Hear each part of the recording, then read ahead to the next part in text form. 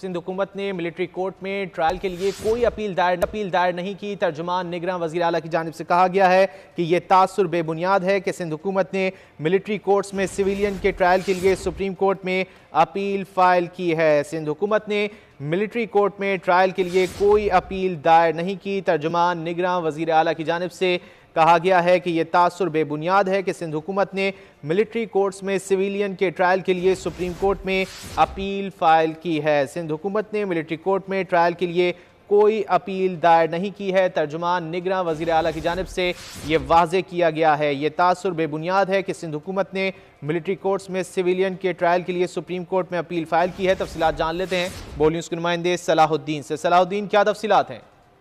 हाँ जी बिल्कुल, वज़ीर आला हाउस से एक बयान जारी हुआ है जिसमें उनका ये कहना है कि निगरान सिंध हुकूमत ने सिविलियन के मिलिट्री कोर्ट में ट्रायल के लिए कोई अपील दायर नहीं की है। ये तासुर बेबुनियाद है कि सिंध हुकूमत ने मिलिट्री कोर्ट में सिविलियन के ट्रायल के लिए सुप्रीम कोर्ट में कोई अपील फाइल की है।